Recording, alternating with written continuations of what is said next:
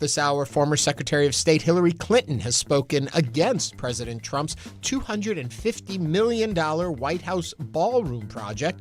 We'll discuss this and more on today's top stories. I'm Ernie Manous. And I'm Celestia Sherman. We'll also take an in-depth look into the Amazon Web Services outage with University of Houston cybersecurity expert, Professor Chris Bronk. And I'm Frank Billingsley, plus Will Wright, Chief Creative Officer of the Galveston Historical Foundation, will tell us all about the many haunted history tours they're offering this month. Also, we want to hear from you. Give us a call or send us a text at 713-440-8870 or email us at talk@hellohouston.org. You can also watch us on YouTube by going to houstonpublicmedia.org. Hello Houston is made possible in part by founding sponsors John Bradshaw and Kathy Sanders, and by gifts from listeners like you.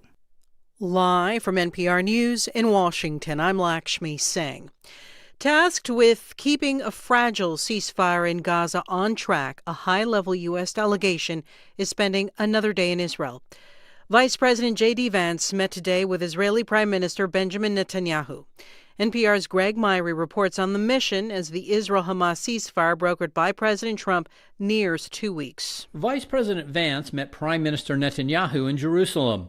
Afterward, Vance told reporters, quote, "We have a very, very tough task ahead of us, which is to disarm Hamas but rebuild Gaza." Vance is part of a high-profile U.S. team in Israel this week with the mission of extending the ceasefire to a more challenging second phase. U.S. Middle East envoy Steve Witkoff and President Trump's son-in-law Jared Kushner are also in Israel and have also held talks with the Prime Minister. Netanyahu is universally known in Israel as Bibi. The Israeli media is calling the visiting American contingent the Bibi-sitters. Greg Myrie, NPR News, Tel Aviv. President Trump is asking the Department of Justice to pay him roughly $230 million for past federal investigations he was the subject of. That, according to reporting from the New York Times. NPR's Elena Moore reports Trump has not explicitly confirmed the complaints. NPR has not independently confirmed the report, but when asked about it by reporters, Trump stopped short of affirming it. But he did say the Justice Department, quote, probably owes me a lot of money, and that he'd give any potential payment to charity or use it to keep restoring the White House. He also acknowledged the unusual nature of any potential payment from the DOJ. That decision would have to go across my desk. And it's awfully strange to make a decision where I'm paying myself. In other words, did you ever have one of those cases where you have to decide how much you're paying yourself in damages? But I was damaged very greatly. The report comes as critics of the White House have voiced concerns that Trump is using the agency for his own political and personal agenda. Elena Moore, NPR News. Disappointing earnings reports are weighing on the stock market today. More from NPR's Scott Horsley. Netflix reported lower than expected profits for the first time in more than a year and a half. The streaming giant blames an unexpected tax bill from Brazil. Netflix says its programming is still drawing plenty of viewers, and revenues were in line with expectations. It could be a nail-biting holiday season for Mattel. The toy maker says big retailers have been cautious about placing orders this year. Demand for Hot Wheels and action figures are up, but sales of Barbie and other dolls, which are usually the company's biggest sellers, are down. Inflation in the UK was a little cooler than expected last month. Here in this country, we'll get the latest inflation scorecard on Friday, just in time for the Federal Reserve's next interest rate decision a week from today. Scott Horsley, NPR News, Washington. This is NPR. Live from News 88.7 in Houston, I'm Matt Harab. The Houston City Council is delaying a vote on a $16 million purchase of an East Downtown facility to be used for homeless services. That vote is now scheduled to take place next week. Council this morning said they wanted more community feedback. The proposed center would temporarily shelter upwards of 200 people at a time before referring them to services or housing. Councilmember Twyla Carter says the facility is critical to the city's efforts to get people off the streets. It is exactly what we need to address the problems that are on the streets now. A community meeting about the homeless center is scheduled for 6 p.m. tomorrow at the TPH Center, but again, a vote on that facility has been delayed. A carbon capture project near Beaumont is moving forward. News 88.7's Alexandra Hart reports the Environmental Protection Agency approved 3 final permits for ExxonMobil's Rose Carbon Capture and Storage project in Jefferson County. The well permits will allow the company to convert existing test wells into long-term storage for the greenhouse gas carbon dioxide. The idea is to store carbon emissions from industrial operations deep underground and out of the atmosphere. That strategy is a key part of carbon capture and storage technology championed by the oil and gas industry as a way to reduce emissions. Critics say the technology is risky and difficult to implement at scale. In public comments, some locals expressed concerns about environmental impacts of the project and its proximity to residential areas. The EPA proposed to approve the permits in August of this year. I'm Alexandra Hart, News 88.7. And 3 people from the Houston area died in a plane crash yesterday in Louisiana. A small aircraft took off from Hooks Airport in the morning yesterday. KHOU reports that the plane went down in an open field after losing altitude and circling. The FAA is investigating the cause of the crash. 2 of the people who passed away were from the Woodlands, another from Spring. It is 75 degrees right now here on the UH campus. We're set up for a high of just 82 today. I'm Matt Harrop, News 88.7. Support for NPR comes from NPR stations. Other contributors include Fisher Investments. Fisher's dedicated team of specialists provide resources on investing, retirement income, estate planning, and more. Learn more at FisherInvestments.com. Investing in securities involves the risk of loss.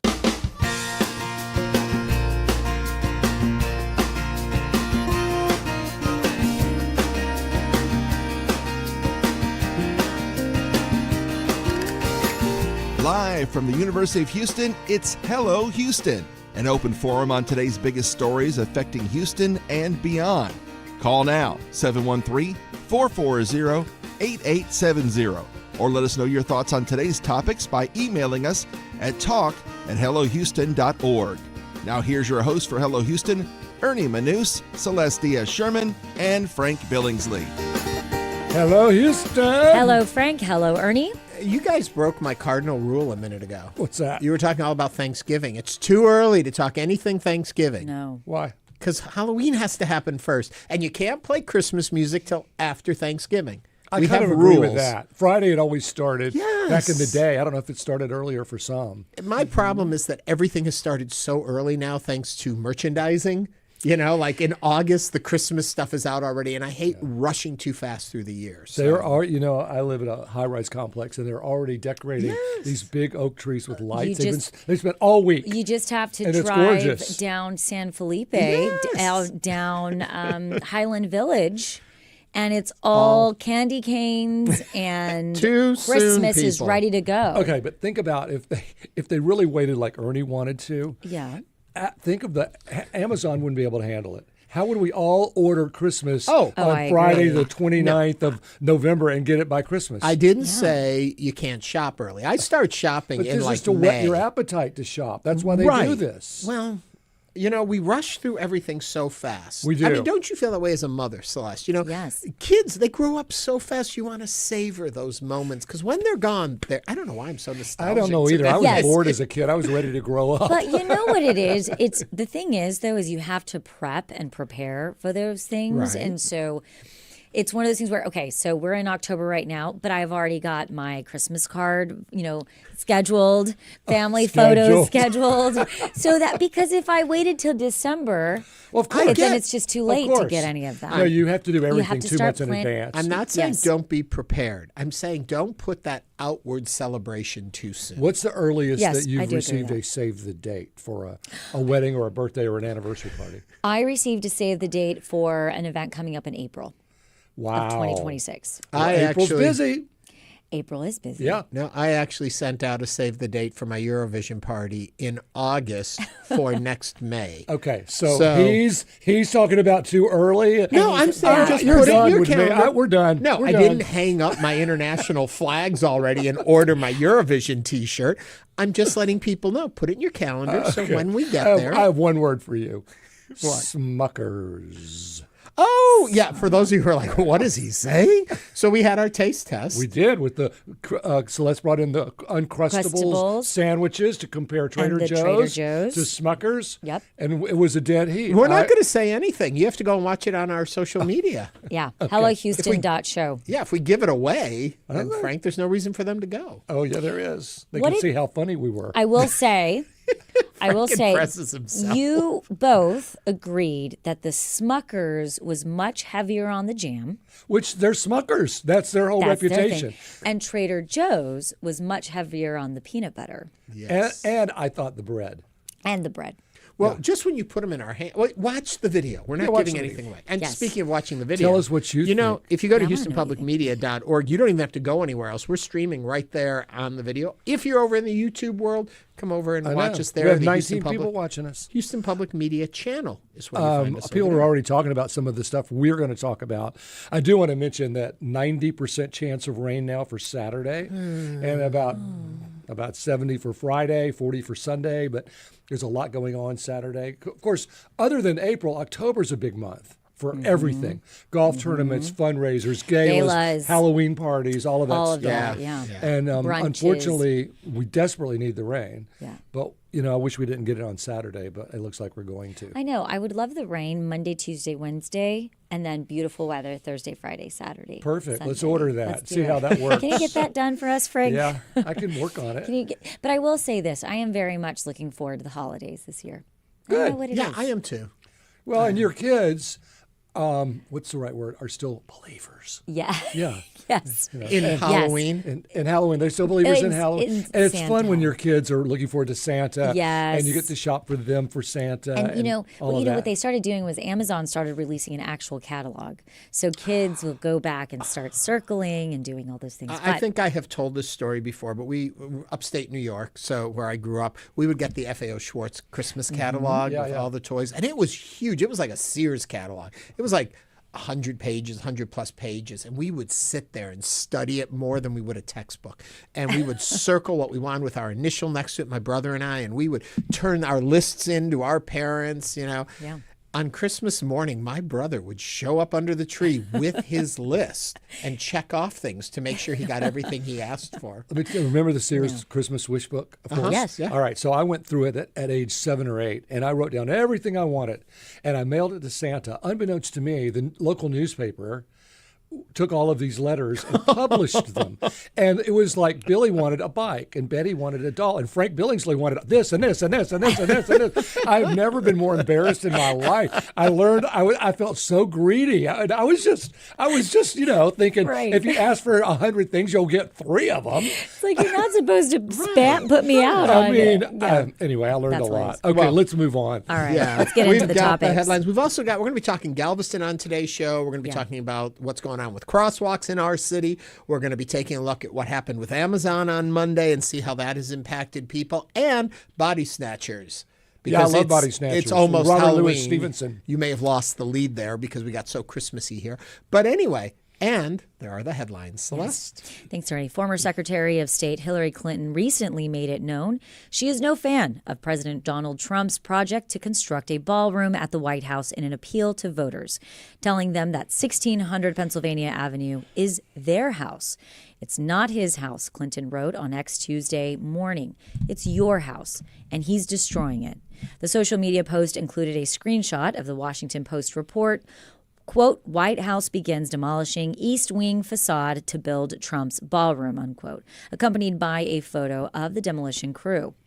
White House spokesperson Davis Ingle told Fox News Digital when asked about Clinton's post and other Democrats criticizing the ballroom construction, President Trump is working 24/7 to make America great again, including his historic beautification of the White House at no taxpayer expense. These long-needed upgrades will benefit generations of future presidents and American visitors to the People's House. What are your thoughts? Are you in favor of the new big, beautiful ballroom? If it's free, or do you agree with Hillary? Leave it as it is. Give us a call at 713-440-8870. You can also send us a text. All right, I'm going to jump in with the first thing here because I'm probably going to be a little different than people are expecting. If you're accepting of the fact that they are going to build a ballroom at the White House and you're okay with that, something has to get moved, shifted, demolished. It's space.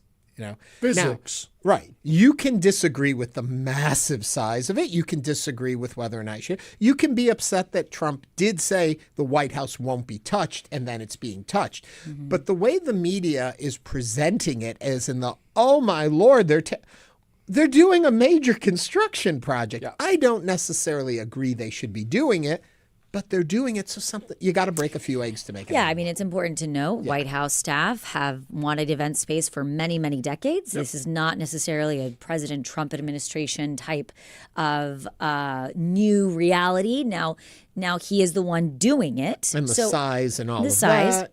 Well, the current max is 200 people.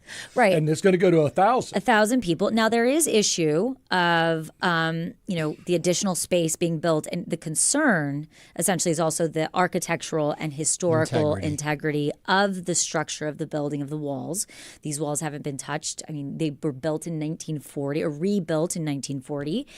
And the other question I think that has to be addressed is who exactly is donating to this project. People who want access to the president. Right. And what do you think? What are they getting in return? There was a whole donors dinner, and they said they brought Microsoft and all these different, big players, and said, "Hey," and some of them actually said, "Is $25 million too small?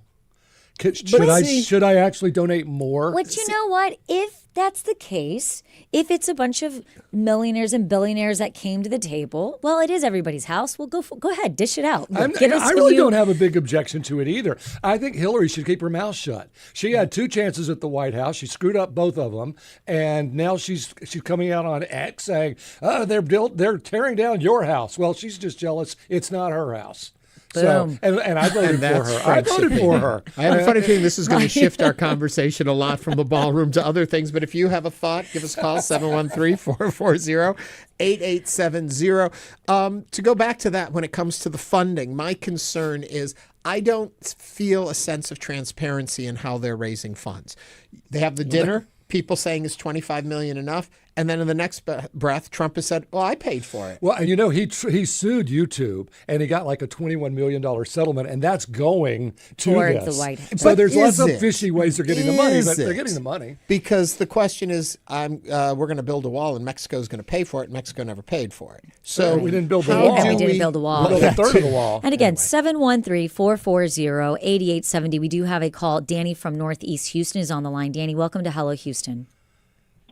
Yes, I just find it very interesting on the timing of the Trump administration when they're saying that nobody's paying for the ballroom from taxpayer money, but they also just did it with a $230 million request from the Justice Department for basically prosecuting him over the last few years.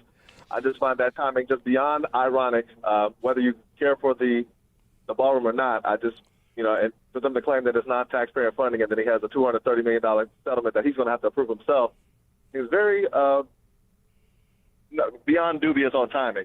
Yeah. Well, Danny, it's interesting you should mention that. Keep listening to the show. In the next hour, we're going to talk about that particular topic as well. Yep. But yeah, interesting things go on in the way they release stories is quite fascinating. Do you see Braden's comment from YouTube? My issue is that they are spending $200 million on a ballroom while the government is shut down. Federal employees are without pay, and 24 million people are in danger of losing health care. Yep. Again, we do want to point out, though, that they are claiming that this is not any taxpayer funds. The money is all coming from private donations or the president himself. But you do wonder if Microsoft, I'm using them as an example, but if they donate $25 million, can then they write that off their corporate taxes? I wonder if it's like, if it's I'm set sure up there's that a way. lot of interesting stuff that goes on with the funding. 713-440-8870. Libby from Pasadena is on the line. Libby, welcome to Hello Houston. What is your comment or question? Hi, I think it's important while we're talking about this that we talk about the fact that he's doing it illegally. He did not go through the appropriations. He did not go through the permits. He did not get any of the paperwork necessary to start construction because he lied and he said that he wasn't going to touch the building. Well, one of the reasons he's touching the building is because that's where the First Lady's quarters are for her work, and that needs to be renovated. So it sort of became, you know what, as long as we're doing this, we need to go ahead and fix the East Wing while we're at it. So that sort of, I'm not the architect, but it sort of played into a domino effect.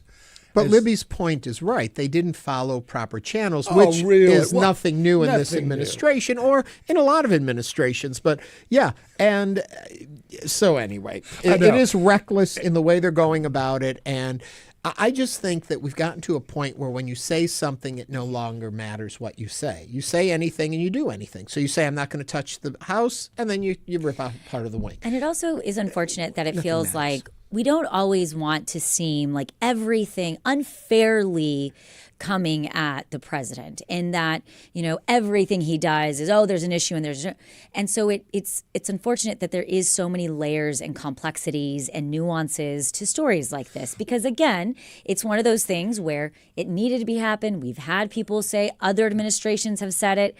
It's just unfortunate that when you look at about the way it's being going about. But I'm going to jump on this and say he's his own worst enemy, because he could follow proper protocol. It has been something that other administrations have talked about doing to build a space. It could be submitted the right way, it could be.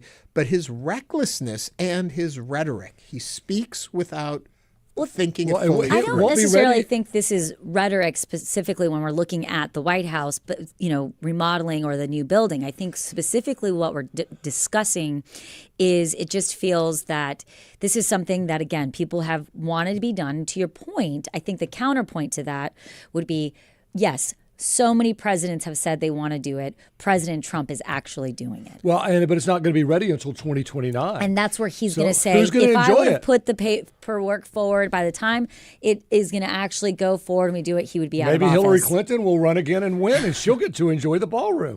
And it's again, possible. 713-440-8870. Let me make a point Sure. to what Ernie was saying. You know, someone told me the other day that you could go up to anyone in the world and say, I am so sick of this guy, and everyone would know who you're talking about. He is I didn't exactly say that, but I No, can but see where he you're is his going. own worst enemy. Yeah, There's no he question. didn't have to say, yeah, we're not going to touch the house, the White House. He's a builder. He knows they were going to have to touch that. Right. So it's that kind of stuff that bothers me. And again, 713-440-8870. Allison from the Heights is on the line. Allison, welcome to Hello Houston. Hi, thanks for taking my call. I wanted to say, and I might be slightly repeating what Libby said before, that it is a National Historic Landmark, and there's processes you're supposed to go through, and Congress is supposed to be approving, even though there's no penalty. But the second piece is there's a lot of invisible costs included. They may be paying for the architecture of the building, but are they paying for the displacement of all the people who used to work in the East Wing? Are they putting aside money for future AC, electrical, water, staff, maintenance? So there's a lot of things that go with it that are not being considered, even if the building is free. Well, you know, Truman, from 1948 to 1952, had the whole thing redone because it was an absolute nightmare. Right. So this whole National Historic Landmark, it's sort of a nightmare. If you've ever had one of those But they in your didn't family, touch the facade. They worked within the house to keep did. the outside the same But because it that was huge part of it. controversy, though. Oh, yeah. And it's, I mean, the White House, great, but it's been there for a long time. It's had a lot of families. It's had a lot of different exposure. It has all these parties. I mean, you've got to keep it up, and it's a lot to it. You know what other historical building is being restored right now, currently? Which one? Buckingham Palace. Yeah. Is being restored. And they're building a big ballroom. I want to throw one other thing in, then I want to grab some more calls. But the one thing I want to bring, my concern about this ballroom is security. All of a sudden now you're bringing 1,000 people into the White House, which I think is very dangerous in that kind of a setting. And so I'm concerned. 200 is manageable when you bring them into the White House where the president lives, where you have access to this facility. Bringing in 1,000 people, what will happen? Can people rent it in the future? Will things happen? I'm concerned about that. Go outside. Do you think part of this is that Trump sort of got his nose out of joint because his inauguration happened in the Capitol, and he didn't have the mall, and he didn't have a big enough building to have 1,000 people, and so now he's like, no president's going to have to go through that again. We will ponder that. He's looking out for other presidents. Yeah, so we'll always ponder that while we talk to Make Gloria other presidents from great Oak again. Forest. Gloria, jump on in. I'm with you, Ernie. We're on with Gloria. Ernie. It's true. It does raise security questions. What I believe it was Libby and Allison. They're true. This is a National Historical Monument. Yes, he said he wasn't going to touch it. You're right. He knew he had to. Yeah. But what the permitting? How about was there bidding for architects who could glib designs and be able to choose from? Were there contractors who gave bids to him for how much it's going to be? There's going to be more security needed because you have all these contractors coming in. None of this goes by Congress. It's like we don't have Congress anymore. This is just an example of how this man is trying to take over our country. And apparently there's still a lot of people who aren't getting the message. And it's interesting, right? Because I think a lot of people, to Gloria's point, are questioning, where is Congress in all of this? Where are they anything? They can't even keep the government House is running. still on There recess. are supposed to be. The Congress is no help with anything these days. All right, seems like Oak Forest is really interested in this topic. Gloria, thank you for calling. Chris, also from Oak Forest, is on the line. Chris, what's on your mind? Yeah, this topic kind of just bleeding into all the others, but this president's normalization of insane behavior, right? Releasing AI videos, dumping things out of an airplane with King Trump written on them on a day of protest, and just one more constitutional crisis and bending and pushing of the law and driving the normalization, but also, y'all, and I love your coverage, listen all the time, but the normalization that the media has done, treating him with kid gloves so that you can cover it and not be, targeted, honestly, right, for stating your opinion. Yep. Chris, again, also, you're on our same docket here. If we hadn't gone so long on this topic, we would have been talking about the airplane and the AI video. But we've run out of time in this segment. Chris, thank you very much for your comments. And I want to open up the conversation. If you have a topic that you would like us to discuss, or you would like for us to do a little bit of deeper diving or a headline, you can always send those to us at hellohouston.org. But coming up on Hello Houston, we're going to be joined by Chris Bronk, an associate professor at the Hobby School of Public Affairs, to discuss the Amazon Web Service outages. Stay with us as Hello Houston continues.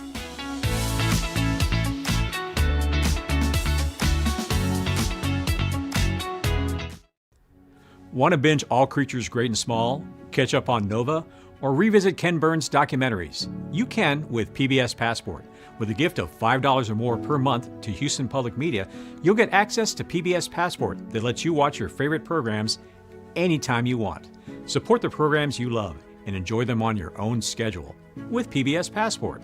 Make your gift now at houstonpublicmedia.org/donate.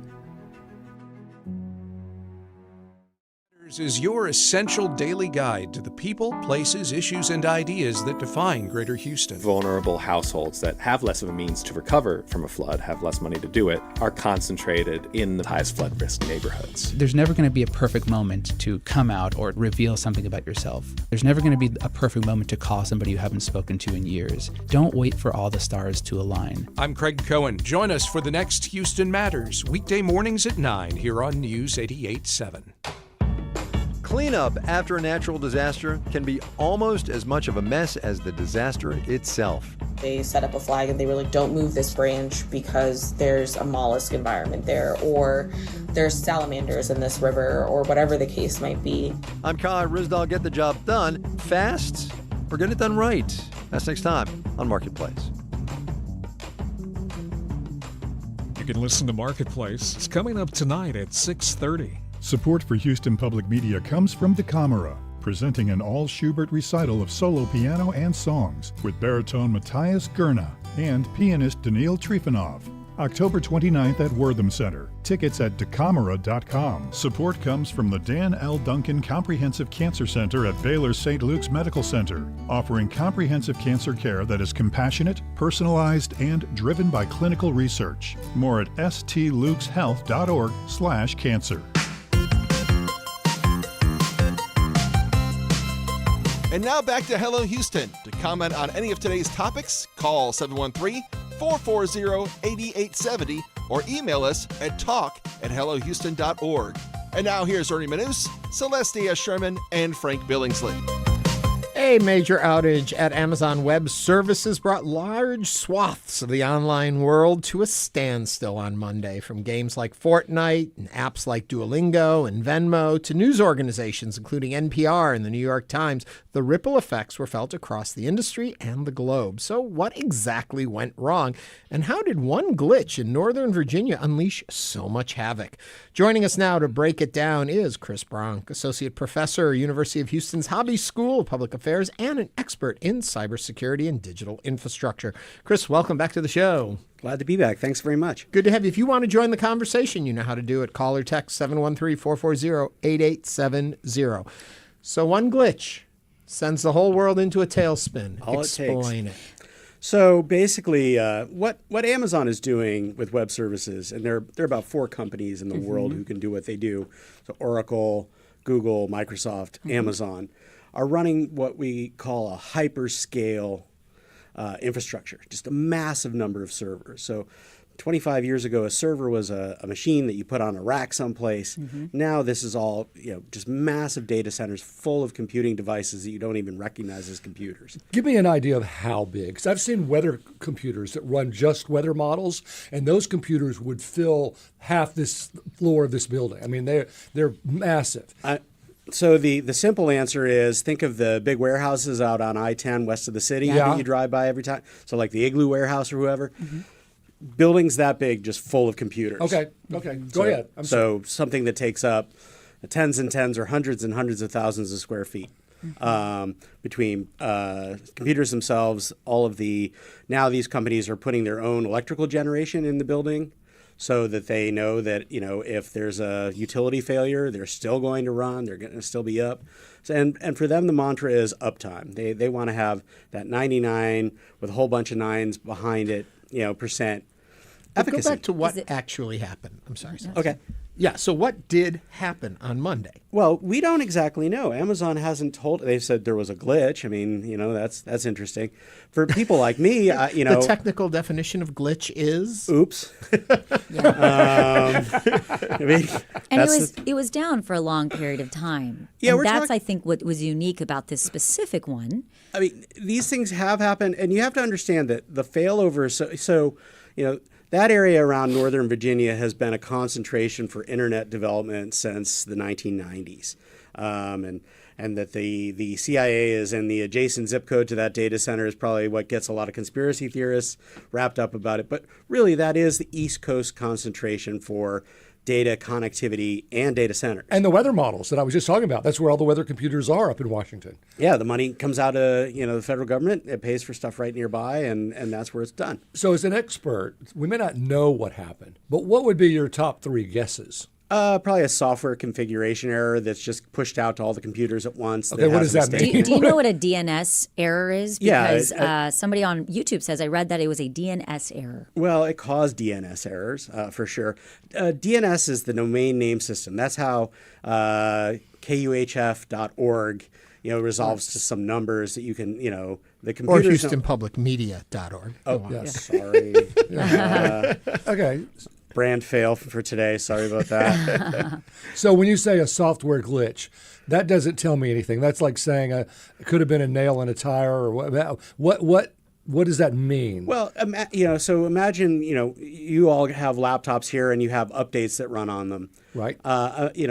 Large software, kind of installations like a big data center, they'll do an update. And they'll say, we're going to patch something, or we found out there was an error we had, or we're optimizing better. We're going to try to make this faster and better. And so they push out a change, and then sort of unknown mistake appears in the change and causes some sort of cascading problem where it's like one computer after another might fail. There are a whole lot of ways this can happen.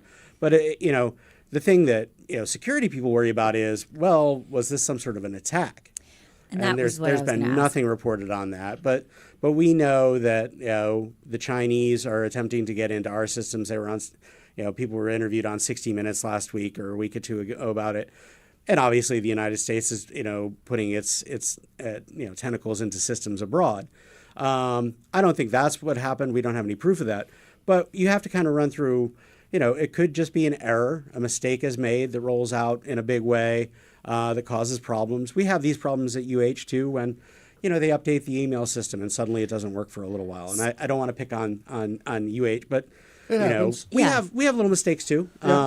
We just all did an upgrading on our own laptops, and we were all sitting here trying to figure it out. And we weren't asked. They just did it. They did it for us. So, Chris, you mentioned the four: Oracle, Google, Microsoft, Amazon. And what I understand is that Amazon, within that kind of services, has about 30%. Mm-hmm. But when we're looking at these major, software or server web services, is there any way that somebody in today's day and age can get away with not being a part of that, not being on that system? Well, it's a commodity for so many companies. So if TikTok's now, I guess, part of Oracle in some way. But, I understand that everything from Spotify to, all sorts of other things had problems. And, some of it might have been that a company that makes a piece of the software that we use, one of these internet services we use, that runs it behind the scenes that we don't even know about. But isolating ourselves from this, this infrastructure, if you walk around with a cell phone and use it regularly, you probably are not talking about, you can say, I don't want to use Amazon. We had somebody call us about or ask specifically about a landline. Mm-hmm. And he was saying that he was having issues, AT&T was having issues. So what is the connection between somebody having a landline that says, I don't want to be on apps, I don't want those things, I just want a landline? Well, there is no such thing as a landline anymore. Yeah. It's gone. So we use what we used to call voice over internet protocol. And that's what the phone company, which isn't really the phone company anymore now, this is likely to be your cable company or anyone else. It's still the same.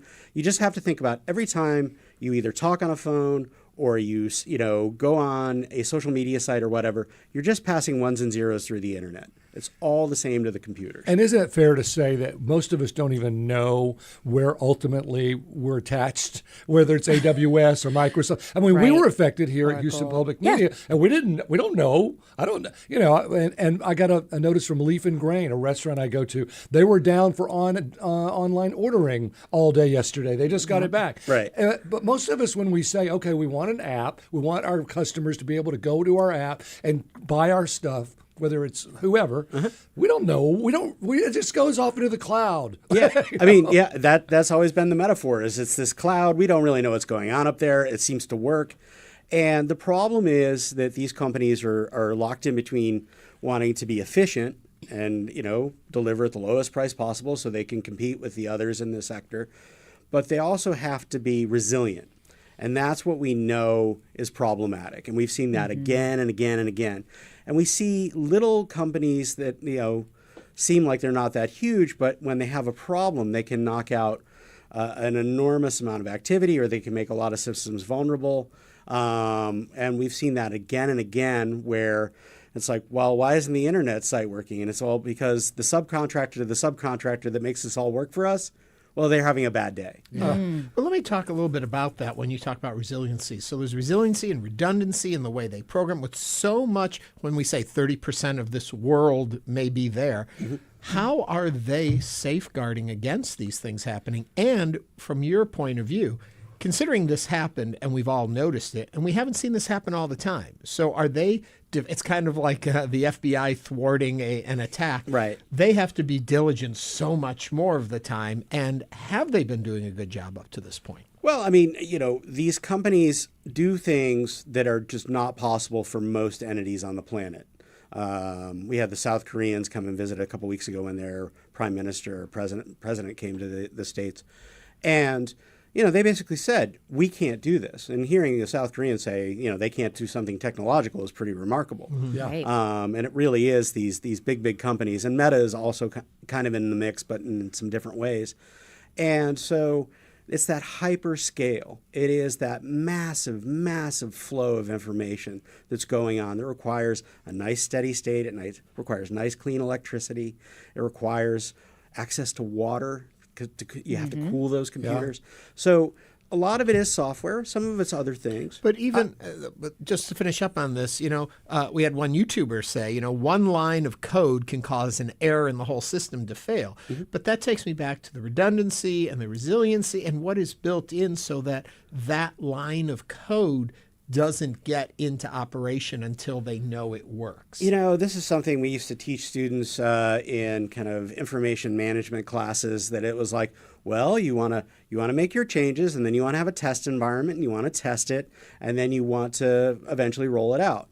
Well, that doesn't exist so much anymore. Now it's this constant development, constant release model where it's just, we're working on a thing, we're constantly updating. Yep. And so basically, the idea is it should work, and AI is increasingly used for all this as well. So you got to remember that computer programming skills are now increasingly machine skills, not people.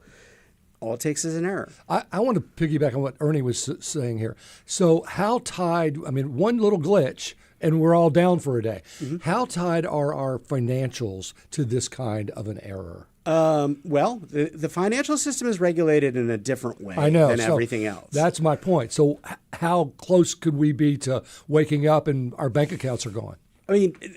Access to your bank account being gone is something that could happen. And there was a lot of update activity in banking systems, and I had to log out of my retirement account and my bank account and re-enter everything because they had some sort of update. Was that related? I have no idea. To what degree is consumer, or this large kind of hyperscale compute available to banks? It's available to them, but they have some very strict regulations on them, and they tend to do their own thing. They want to run their own data centers. For good reason. Right. And when you talk about securities trading, they want to run a data center that's as close as possible to the exchange so that because every millisecond counts. When you're moving, 1 million shares of stock at a transaction, a few milliseconds is a price differential that can be measured.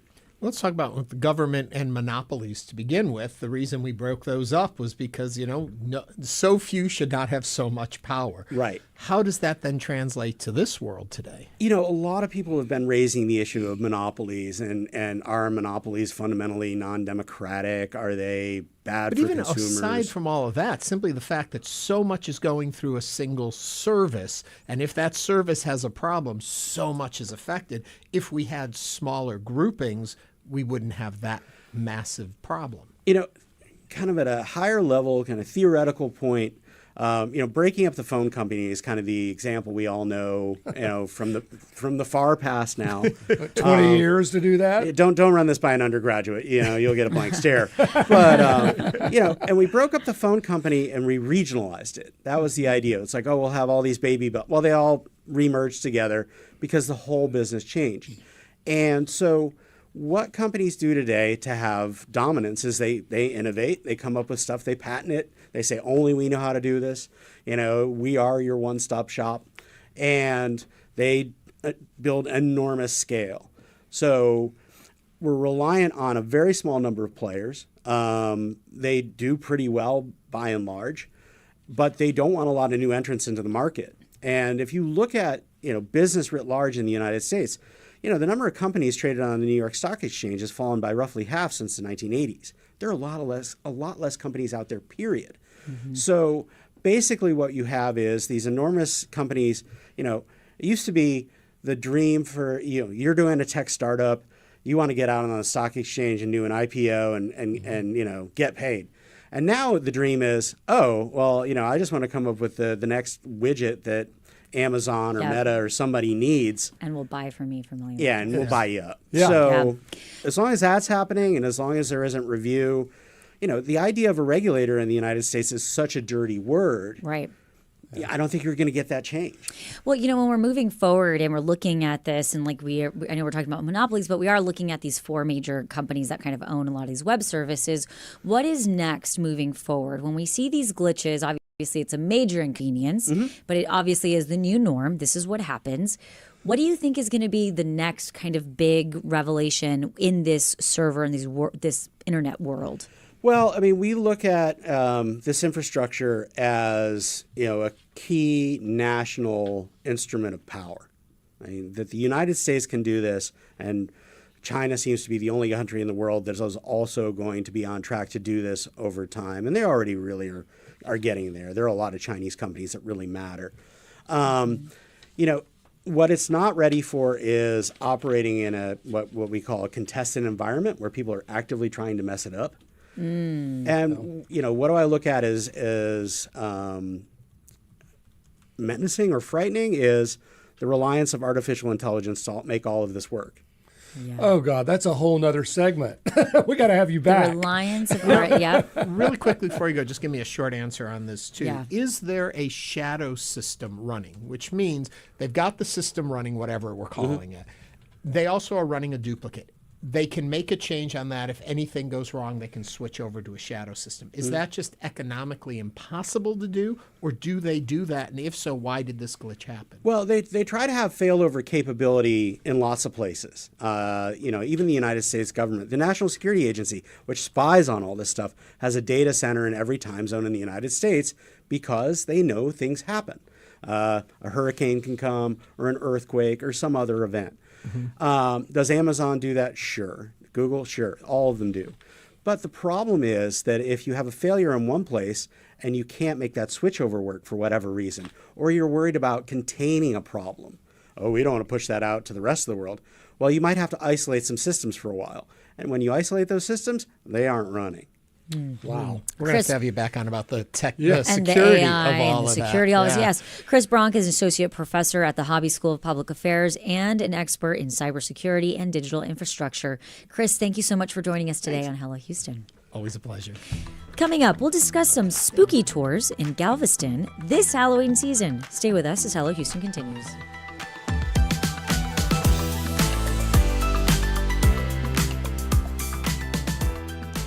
Health Secretary. We know you value Houston Public Media. That's why you're watching right now. So take the next step and become a new member of the station you rely on. Every gift makes a difference. And what matters most right now is supporting the station that brings you the news and information you rely on. It only takes a minute to make a big difference. So join as a new member today at houstonpublicmedia.org/donate or call 800-364-8300.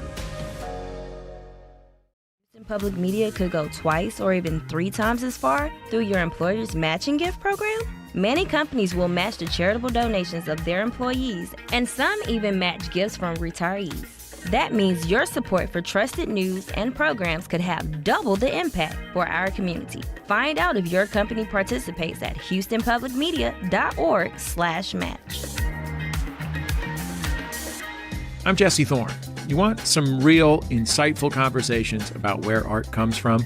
Well, Bullseye has you covered, as long as you don't mind a little bit of ridiculousness. Y'all was like really judging me though. They sniffed it out. They sniffed out that I was weird. I was like, I don't know where I'm gonna sit, just like in the movies. Listen, learn, laugh. Bullseye from Maximum Fun and NPR. Bullseye, Thursdays at 9 p.m. on News 88.7. Support for Houston Public Media comes from the 45th Annual Houston Ballet Nutcracker Market, coming to NRG Center November 13th through 16th. Early bird and general admission tickets available at Ticketmaster and select HEB business centers. Houston Public Media is a service of the University of Houston and is supported with your gifts to the Houston Public Media Foundation. More information available online at houstonpublicmedia.org/donate. And now back to Hello Houston. To comment on any of today's topics, call 713-440-8870 or email us at talk@hellohouston.org. And now here's Ernie Manous, Celestia Sherman, and Frank Billingsley. Do you want sound effects while Yes, you do this? will you do that? Whoa! You know, if you want a really fun Halloween experience, you should try the Galveston Historical Foundation's Halloween tours. The haunted tours. They go on pretty much all year, but they're really fun at Halloween. Awesome. I know. In fact, Will Wright's here to tell us about all this. Now, if I'm not mistaken, the cemetery that you pass at 43rd and Broadway is like 6 layers deep. like body on body on body on body on body. So no wonder it's haunted down there, right? So they've uncovered all of these mysteries in the Victorian residences. They give you opportunities to learn about Galveston and its iconic landmarks. The Galveston Hotel is haunted. As I said, Will, he's the Chief Creative Officer of the Galveston Historical Foundation. Will Wright, let's start with Audra. Yeah, well, everyone has their own favorite ghost stories in Galveston. Mine's Audra. Well, Audra, you're going to have to educate me a little bit Okay, on Audra. the Galveston Hotel. Sure. Audra's there as the bride. She's about to be married. Right. Her fiance's a mariner. She gets word that he's drowned at sea. Out of desperation, she kills herself in room 501, hung herself, only to find out that he wasn't on the boat. I know. A little Romeo and So Juliet. she continues to haunt the Galveston Hotel in room 501. I will stay. I stayed at the Galveston and I asked, can we get that room? And the person was like, that thing is always booked up. I know, People always want to always stay in the booked up. haunted And business. Lorinda Wyatt would throw Halloween parties, the bridesmaid Halloween parties. And we'd all dress like dead sailors. And I know. What's your favorite, Will? Yes. You know, there's a lot of different ones. I've never personally seen a ghost in Galveston. It's not because I don't want to. It hadn't been my moment yet, I guess. They should not send you out to talk about this. You're just not looking. But I've talked to people who have. Tell us. The one that comes up most frequently that I have direct correlation with is the Menard House. The Menard House is built in 1838. Sure. It's the oldest house in Galveston.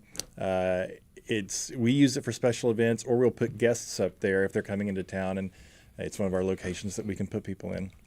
We never prompt it by saying, hey, if you all want to stay at the Menard House, just so you know, it's haunted. we leave that part out when we invite people to stay. But repeatedly, it will come back where I'll get a call, and we live, a couple blocks away from there. I'll get a call from we had a musician stay there a couple years ago, and he called me about 11 o'clock that night and said, hey, I've never done this. Very strange for me to do this. I'm really not comfortable staying here. It feels like there's a presence here or something. Do you mind if I crash on your couch?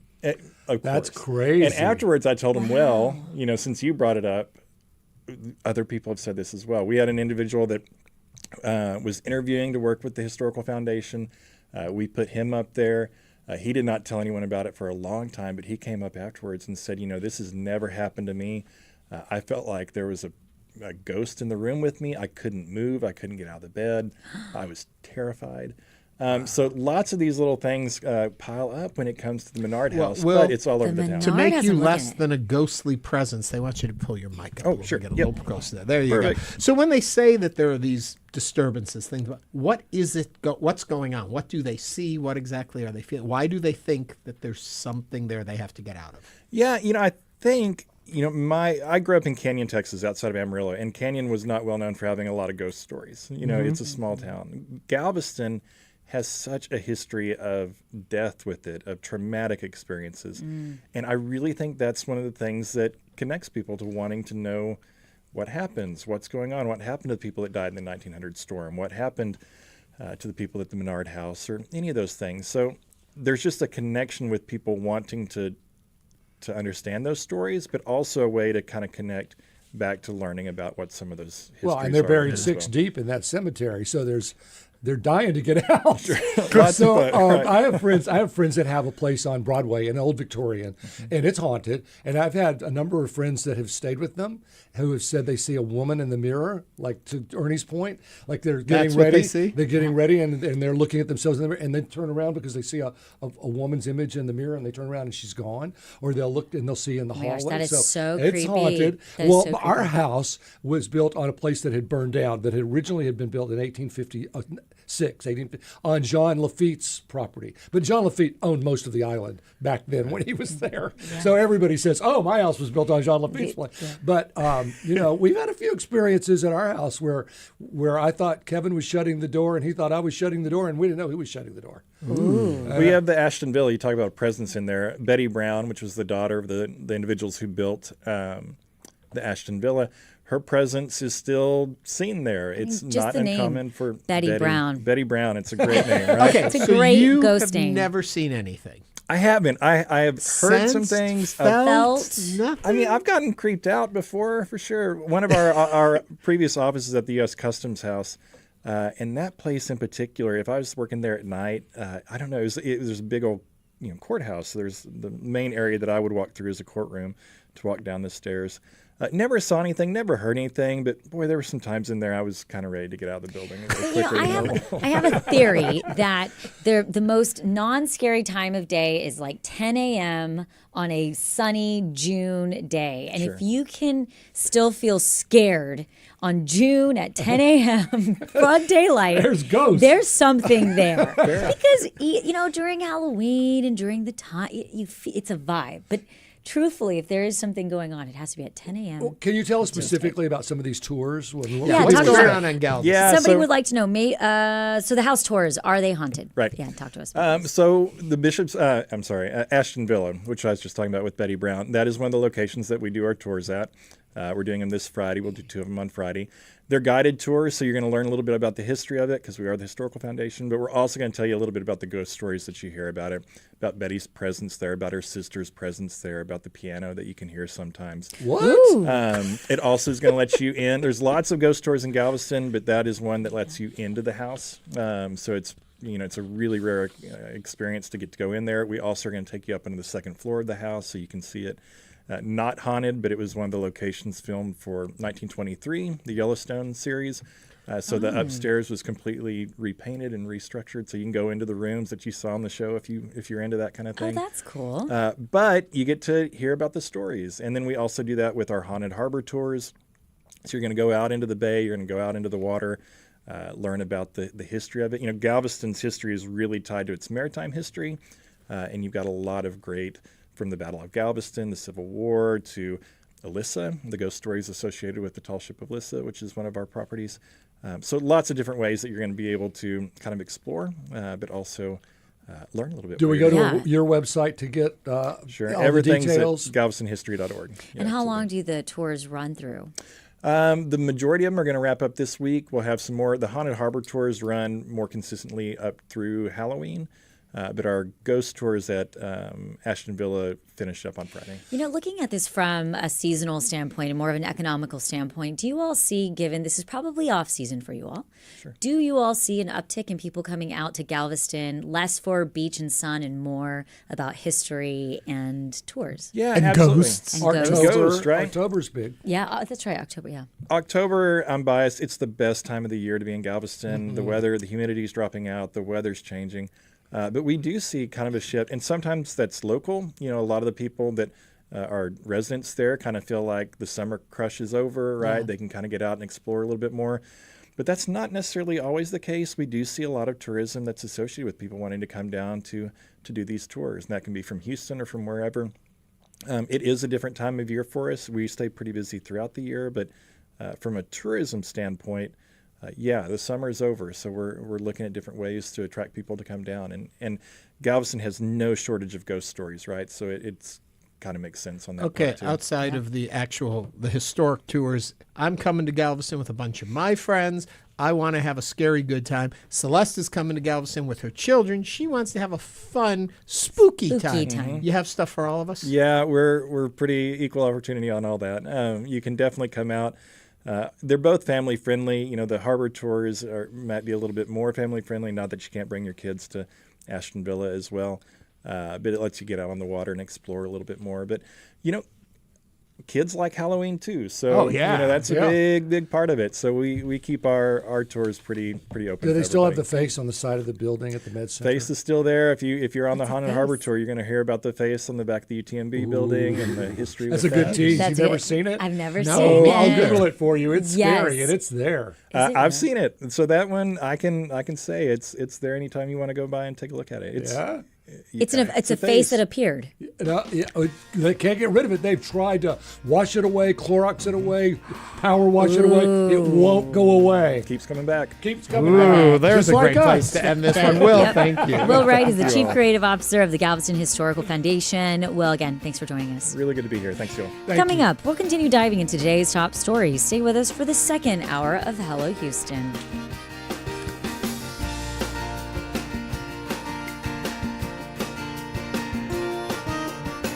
Stay tuned. There's more Hello Houston on the way with Ernie Manous, Celeste Diaz-Sherman, and Frank Billingsley. For the latest in local news, subscribe to the Hello Houston Daily Newsletter at houstonpublicmedia.org. Hello Houston is a production of Houston Public Media. The opinions expressed by the guests of this program are solely their own and do not represent the views of management, staff, or underwriters of Houston Public Media. This is News 88.7. What I've always tried to do in my music is just tell the truth. Who am I really? Get into the minds of some of the world's most creative people. Totally exploring their ideas. Yeah, I'm going to tell you everything. The Arts Hour brings you the finest arts and culture conversation from across the BBC and beyond. It's the variety. That's the world that interests me. The Arts Hour from the BBC. Fridays at 9 p.m. on News 88.7. Support for Houston Public Media comes from Certa Pro Painters, offering residential and commercial painting services, from color consultations to full project management. Estimates and more at CertaPro.com. We have a sunny day today. We'll get up to around 80. Tonight, partly cloudy, a low 67. It's 77, and this is your NPR station, KUHF. Houston. News 88.7, a service of the University of Houston. It's 12 o'clock. Just ahead on this hour of Hello Houston, the Texas Health and Human Services Commission says there will be no SNAP benefits next month if the government shutdown doesn't end by October 27th. We'll discuss this and more as we continue diving into today's top stories. I'm Frank Billingsley. And I'm Celestia Sherman. We'll also speak with City Council member Dr. Carolyn Evans-Shabazz, who will address concerns over the fate of the George Floyd and Black Lives Matter murals following the removal of Montrose's rainbow crosswalks. And I'm Ernie Manous. Plus, we'll learn all about the Alley Theater's production of The Body Snatcher with the play's director, Brandon Weinbrenner.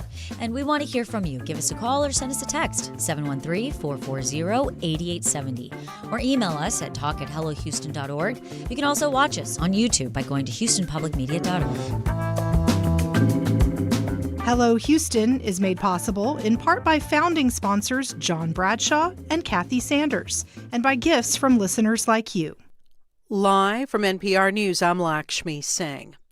Thousands of federal workers are spending a 22nd day in limbo with no sign of a political compromise that would end the government shutdown. Holding a narrow majority in the Senate, Republicans have been unable to overcome the Democrats' holdout for stronger health care protections. NPR's Stephen Fowler reports on President Trump's campaign to force the Democratic Party's hand. Trump has actually referred repeatedly to cutting explicitly Democrat programs, and there is no such thing. The 2 million or so civilian federal employees that do things like process Social Security payments, handle your taxes, and do other government services work in a nonpartisan manner. But there are things championed by Democrats and former President Joe Biden's administration that the White House says are partisan, not necessary, and do not align with Trump's values. NPR's Stephen Fowler reporting. The artificial intelligence company OpenAI has launched an AI-enabled web browser. NPR's John Ruwitch reports this opens a new front in OpenAI's competition with Google. The new browser is called Atlas, and the company says it's built with the chatbot ChatGPT at its core. Part of what it'll be able to do is remember past searches and context from those searches. The company says that'll make it easier to, say, pull up previous results and work with them. It'll also be able to summarize and analyze content from websites. OpenAI launched the browser on Mac OS and says it'll be available on Windows, iOS, and Android soon. The move takes the competition between so-called AI answer engines and traditional search to new levels. Traditional search is dominated by Google and its Chrome browser, which is the world's most popular way to access the internet. But ChatGPT has leapt in popularity as an information retrieval tool. Google's share price fell after the announcement. John Ruwitch, NPR News. Meta, the parent company of such platforms like Facebook, says it's laying off about 600 employees who work on AI development. That's according to an internal announcement confirmed by NPR. Russia says efforts to schedule a new meeting between President Trump and Russian leader Vladimir Putin to discuss efforts to end the war in Ukraine continue. Despite Trump's announcement yesterday he was postponing the talks over a lack of progress in negotiations. Here's NPR's Charles Maines. Speaking to journalists, Kremlin spokesman Dmitry Peskov said Putin shared Trump's desire to not waste time on talks that go nowhere. That's why, Peskov continued, more time was needed to prepare for the summit, adding there'd been too much gossip and rumor in the media about the talks' demise. Yet Russia has openly rejected Trump's calls to freeze the war in Ukraine along existing battle lines, a plan since embraced by Ukraine and European allies. Instead, Russia is insisting it wants a long-term peace deal that addresses what it calls the root causes of the conflict. Critics say that's Kremlin's shorthand for demands for Ukraine's capitulation and NATO's pullback from Eastern and Central Europe. Charles Maines reporting. It's NPR News. Live from News 88.7 in Houston, I'm Alexandra Hart. Ground stops hit Bush and Hobby airports yesterday. News 88.7's Tom Perumian reports on what caused the stoppage. Tuesday's ground stoppage was because there were not enough air traffic controllers in the tower. That's due to the government shutdown and air traffic controllers not getting paid and working without a salary. Hobby stopped at 4 p.m., returning to service at 5:45, with Bush back in operation at 6:30. In a prepared statement, the FAA stated, Transportation Secretary Sean Duffy has said the FAA slows traffic into some airports to ensure safe operations, unquote. The government shutdown is in its third week with no end in sight. I'm Tom Perumian, News 88.7. Harris County Judge Lena Hidalgo is calling for the county's auditor to implement semi-annual audits to make sure that certain county departments are following the rules for selecting project vendors. News 88.7's Sarah Gruno reports. Hidalgo's calls for regular audits of certain county departments comes a few weeks after an audit revealed that the Harris County Flood Control District failed to implement a reformed procurement process passed by Commissioners Court last year. I've already announced that I'm not running for re-election, so in 2 years, I'm not going to be here to call attention to this. It's really important that this be institutionalized. On Tuesday, she said when procurement lacks oversight, taxpayers have to pay when something goes wrong. The Flood Control District, Toll Road Authority, and Engineering Department are the only county departments that can independently source their own contracts without going through the county's purchasing department. She hopes to change that. I'm Sarah Gruno, News 88.7. Another Houston area county has enacted a burn ban. The unincorporated areas of Galveston County are now prohibited from burning unless it occurs within an enclosure that contains all flames and sparks. Harris County leaders approved a similar measure last week. As of last night, 161 counties in the state are under burn bans. I'm Alexandra Hart, News 88.7. Support for NPR comes from NPR stations. Other contributors include Capital One, offering their premium travel card, Venture X. What's in your wallet? Terms apply. Details at CapitalOne.com. And listeners like you who donate to this NPR station.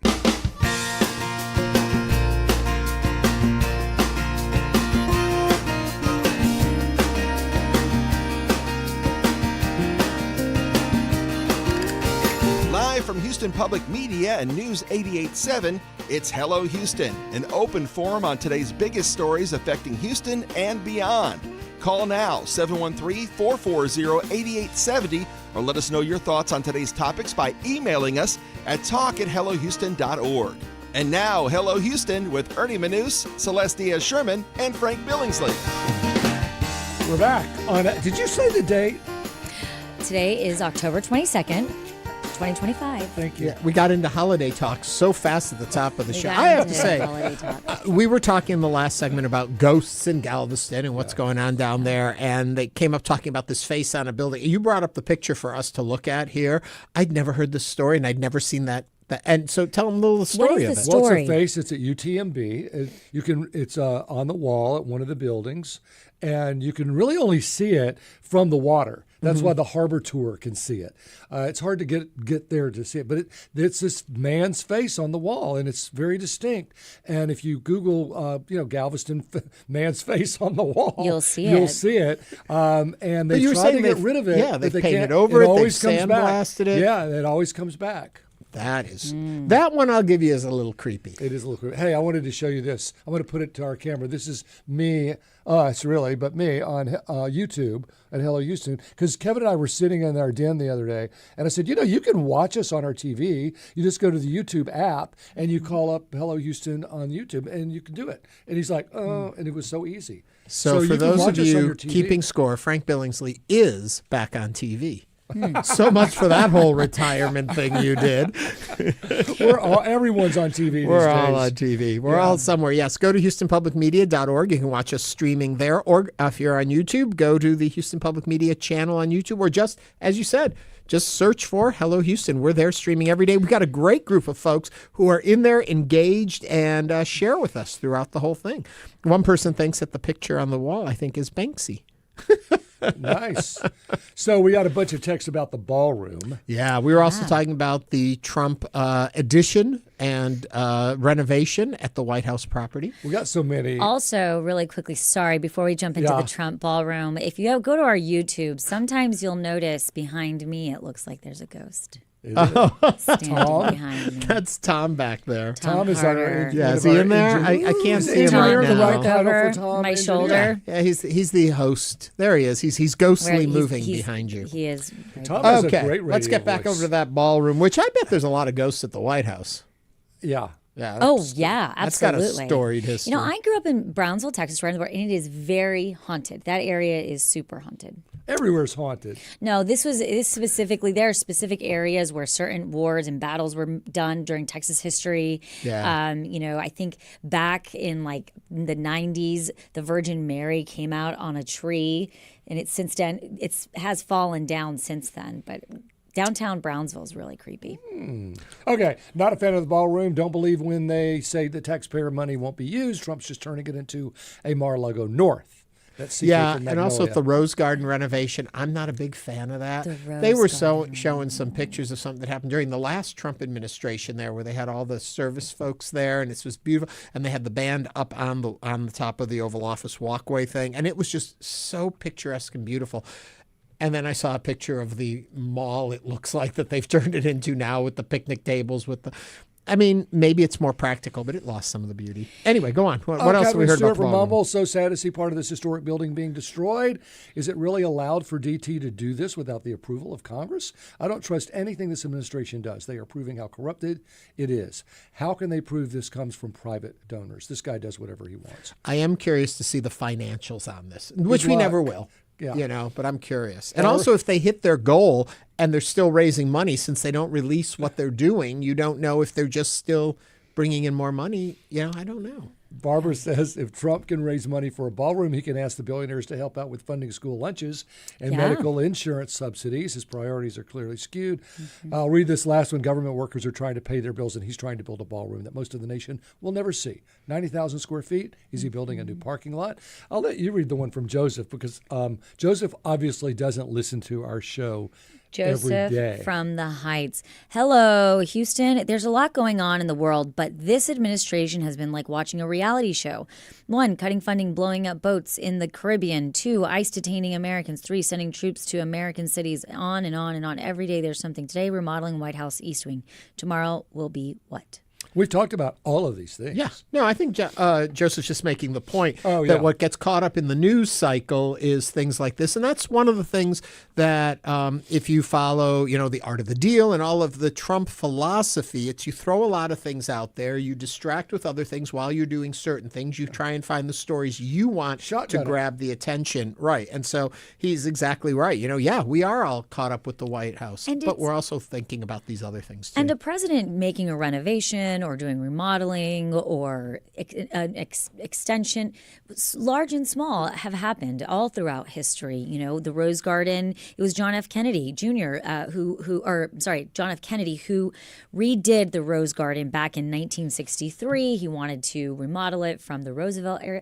So there's always been tweaks and people making, or presidents and their families making their own. The Oval Office gets redone every president to a certain degree. New carpets, new drapes, new furniture. Gilding the whole thing is something unique, but, they're entitled to do it while they're in office. construction, destruction, things like that are supposed to take, I believe, a little bit more approval from the appropriate entities. The that other preserve part a of it- long time for the approval, though. And the other part of it then also becomes, so the next president, what will they, are they going to go back and try to reverse all of this? You know, what does that If I were a betting man and we're still on in 4 years or 8 years or 12 years or whenever the next administration takes hold, I bet what we'll see is the Rose Garden converted back to the Rose Garden as it was. We'll see the Oval Office go back to looking more like the Oval Office. But that ballroom's going to be there. It's going to be gilded, and it's going to look like Mar-a-Lago. Do you think it'll have, you know, the Trump Towers having gold Trump? It's going to have huge, maybe. Trump's White House and Trump Resort. Mall. It's going to have big Corinthian columns, and it's going to be gilded, big chandeliers, and big arched windows overlooking the South Lawn.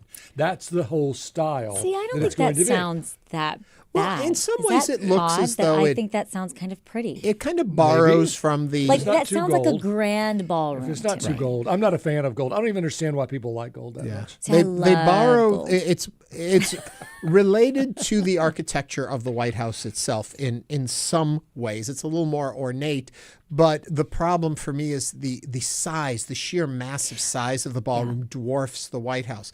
The other argument is the White House has always been a proper building, a home, without being ostentatious because it's a home of the people. It is American democracy, not the palace of a king. And so that's why it looks the way it does, as opposed to, because they could have built anything. And over the years, they could have. But this Right. was a symbol of It's America. not supposed to look like a palace. Right. And with the addition, now, of course, when you see photos of the White House, you never see the Oval Office and stuff because of the way they shoot it. They will still shoot the White House the way they shoot the White House, and you probably won't see the ballroom over to the side there. But when you're there in person, it is going to dwarf it. It's much larger than the White House It's going to look itself. like a Costco next to the White House. Yeah. Anyway, one other quick thing about it. Gold Costco. One other quick Gold thing. Costco. I saw someone break down the design of the ballroom, the exterior, and that they have lots of these walkways and stairs and all that, but they don't lead to doors and they don't lead to windows that open. So it's like, how do you get onto those stairs? You'll have to come out around the thing. So the design is a little off. Let me ask that you may this. be adjusted. Do they have any ADA ramps for wheelchairs? Not on those stairs for sure, but well, I'm there sure you for the go. house. Well- I'm sure the house itself does have those provisions. Maybe. You're talking about a president who made fun of people in wheelchairs. But I still think, that kind of, I'm guessing, goes without saying. Okay, we have rambled on about that. Coming up in just a little bit. Also, if you have an opinion, a thought on it, please share them with us, 713-440-8870. You can text, or you can also email us at talk@hellohouston.org. But we got a busy hour still to come. Celeste, take us into the news. According to the Texas Health and Human Services Commission, if the government shutdown doesn't end by October 27, SNAP benefits will not be available next month. That could leave 3.5 million Texans struggling to afford food, and many families forced to choose between paying bills or buying groceries. Food banks across the state are already bracing for a surge in demand. In Central Texas, the local food bank reports a 35% increase in need since the shutdown began and is spending over $1 million a month to keep shelves stocked. Now entering its third week, the Senate is set to vote again on Wednesday for the 12th time to try to end the stalemate. What are your thoughts on the government shutdown? Who is at fault and what needs to be done to stop it? Now is the time to give us a call or send us a text, 713-440-8870. I heard this morning they're trying to get the president involved in the discussions, as he should be. He is the one that came after Obama like a puppy with a sock, saying that the president is responsible for a government shutdown, that a deal maker, as Trump is, can get the Republicans and the Democrats in the same room and make a deal. He said that over and over and over when Obama was in charge. And now he's not doing it. When questioned about that yesterday, the president did say that he is willing to talk to both sides once the government is opened again. And that's not the point. The conversation is to get the government open. Of course. No, sidestepping exactly what he said Obama wasn't able to do. And he sat there so smug saying, well, Obama's not a good deal maker because a good deal maker could make this happen. And I'm a good deal maker. Okay, well then prove it. He is a good deal maker. So let's let him do it. But maybe that isn't exactly his best interest to get the government open right away. Well, clearly. I think that this is unfortunate in that we joke and we talk about the decisions that the president is making on things like architecture and ballrooms, and yet we are also in the midst of major government shutdown that is going to be causing and has already began to cause real pain and damage to families. Catastrophic. American families that are experiencing this every single day. It's interesting. You made a point in your read and makes me think about that. Not only is it that funding is going down for these services, at the same time, the need for these services has been increasing. So it's not like the need has stayed the same and the funding dropped, which is the way I think we think about these all the time. Oh, there's less funding to do the work they were doing. They need to be doing more work. And not only don't they have the money, they have less. That's where it really gets to, and it impacts the lives, as Celeste is saying, of everyday people. And I also think that there's this messaging that goes out that people that rely on these services are somehow taking advantage of people, or they're not, quote, documented, or they're painted as a certain type of figure. In reality, a lot of them are older adults. A lot of them are children, veterans, rural residents that are in areas. And so I think that the issue that I start to have when we look at the government shutdown is we have these elected officials that have taken the humanity out of Americans. And that is the problem when you're looking at it against, they're this or they're that. No. There are kids and parents that are not going to be able to feed their children. That's very well said. We got a YouTube comment. I know someone in cancer treatment whose SNAP benefits were already cut off, and they have 4 kids. Yeah. And this is going to be story after story after story. All we can do is get on the horn and say, look, no matter who you are, a representative or senator, you represent us. Yeah. You should be taking care of the American people, not your best interests of your party. You have to represent everyone. And how many of them say, even Dan Patrick, I remember when he was first elected, I'm going to be the lieutenant governor for everyone. Yeah. How many politicians say that, and then they're only going to be representative of their particular party and their interests, and they're not representing everyone. And they're so away from, I don't know what the word is, but they're just so disconnected. That's the word I'm trying. We have these elected officials that go to D.C. and they're just totally disconnected from really what is going on in the ground, where people are sitting here and saying, SNAP benefits, that is people should be able to go. We should be able to provide resources if you're in need for people. And don't forget that America's strength is absolutely through our diversity. Yes. It's easy to take a nation where everyone is the same color and has the same education and is the same religion. There are a lot of nations like that. They're usually ruled by authoritarians, but there are a lot of even free nations like that. And they actually come to study America because they can't figure out how is America so strong with all these different people. But the answer is all these different people. When I hear all of this and I think about, when you talk about the people that are going to be most affected by these cuts and stuff, I always go back to a line that, and I know I'm going to mischaracterize it, but I'll give you the right heart of it. It's easier to believe in one day you will have more than to face the reality of what you don't currently have. And that guides a lot of people in the way they vote in this dream. Well, I'm going to have that if this person gets, I'm going to have that, instead of looking at what they need right now. And they sometimes vote against their own, which reminds you all, get out there and vote. Early voting is going on right now. You can have your voice heard. We always want to bring that back up and remind you, get out there and vote. Early voting goes through Halloween Day. And then, of course, November 4th is the actual election day, and you can vote that day as well. And as well, if you are in a position where you have the capacity to donate to your local food bank, we have multiple food banks in our area. The Houston Food Bank, we had Fort Bend County? Fort Bend, yeah. Fort Bend County Food Bank.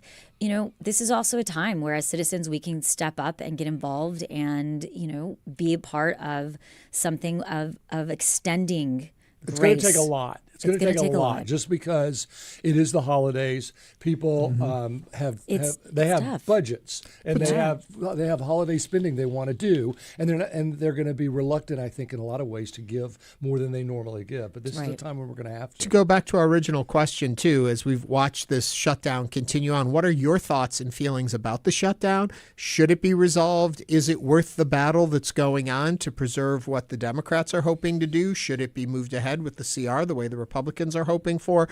Give us a call. Let us know what you think. 713-440-8870. You can also text us or email us, as we say, at talk@hellohouston.org. Yeah, and a lot of times we get calls after we shut up.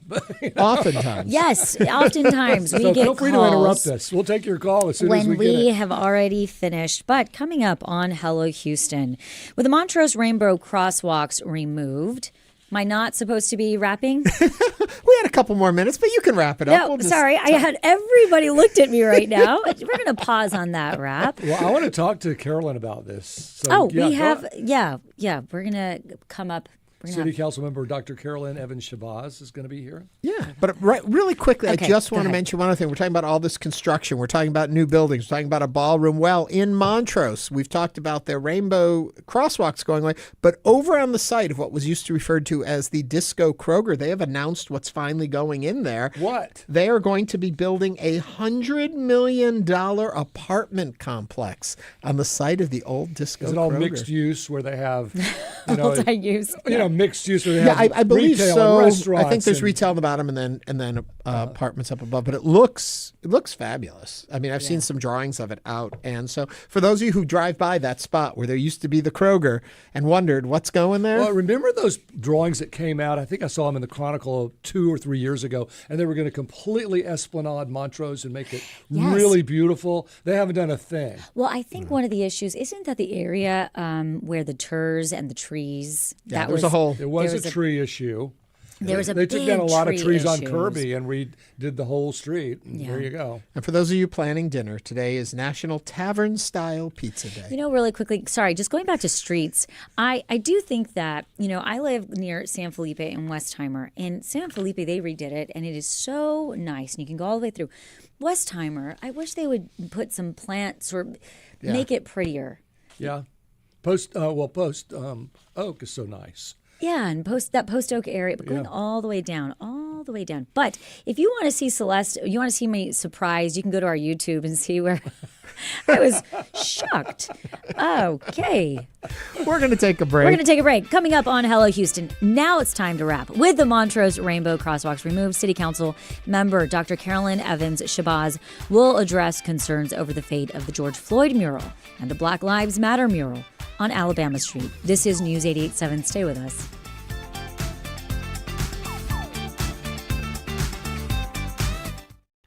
Hello, I'm Bob Maniger from the Ed and Jean Matthews Foundation.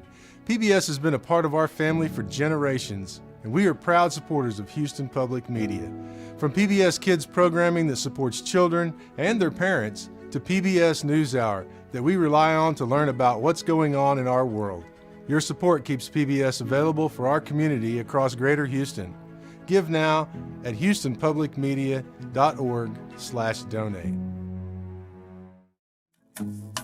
You can listen to it tonight. It's on at 9 p.m. I want to make a movie about this. The Arts Hour brings you film. The themes in it are so far ahead of their time. Books. The detail is amazing. Art. There's all the personal stuff. Theatre. Lots of singing and dancing and colours. Music. The dance floor is made for dancing. And everything in between. I want it to be exciting. That's the Arts Hour with me, Nikki Beatty. I really identified with it. From the BBC. The Arts Hour, Friday nights at 9 on News 88.7. Support comes from Gen Pro, a Houston-based home generator service providing power to homes during unexpected outages, helping with connectivity and productivity. More information is available at genpro.com. Support for Houston Public Media comes from the 45th Annual Houston Ballet Nutcracker Market, coming to NRG Center November 13th through 16th. Early bird and general admission tickets available at Ticketmaster and select HEB business centers.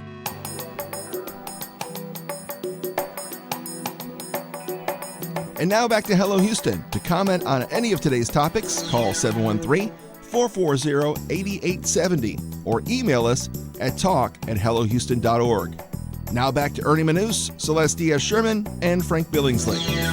Earlier this week, the colorful rainbow crosswalks at Westheimer and Taft in Houston's Montrose neighborhood were removed. We've been following this story here on Houston Public Media, and this has happened under a new state directive aimed at stripping roadways of markings tied to political or ideological messages. Community members in the nearby 3rd Ward now fear for the fate of the George Floyd mural and the Black Lives Matter mural on Alabama Street. Carolyn Evans-Shabazz, the city council member of District D, calls these tributes sacred symbols of remembrance, healing, and unity. Joining us now to talk about these developments and their implications for the community is Councilmember Dr. Carolyn Evans-Shabazz. Welcome back to Hello Houston. Thank you. Always great to be here. Thank you. And if you have a question or comment and would like to join the conversation, you can give us a text or send us a call at 713-440-8870. Well, thank you for being here. Let's start with the Montrose Rainbow Crosswalks. Why was no one given any directive before this just happened? Well, let's be clear. We're dealing with a federal government and a president that basically just makes a decision, and then he sends it to whoever he needs to impact. And in this case, the directive came from him to Governor Greg Abbott. And then he moved forward to contact TxDOT or whoever that needed to get engaged. And then the threat was made, of course, that funding would be held back if we did not comply. You know, my question would be, how many people are uninsured that live in those areas? And that's really, really a problem for me, because healthcare should be something, and the Medicaid expansion should be something that we're working with trying to implement, and certainly not removing symbols of love that commemorated the death of someone just based on your own insecurities, I would say, based on the LGBTQ plus community. Do you think it's the tip of the iceberg? That starts with the crosswalks being gone, and then gay marriage being gone, and then gay adoption being gone, and then they're just slowly but surely going to try to wipe out the gay community and the rights that we've finally earned across this country. It is certainly, I believe that is the objective, which is really ridiculous, especially with the political clout of the LGBTQ plus community. Why would you come against such a great group of people and feel that you're going to be able to remain, or you or people that are in the same ideology as you will be able to remain in these positions?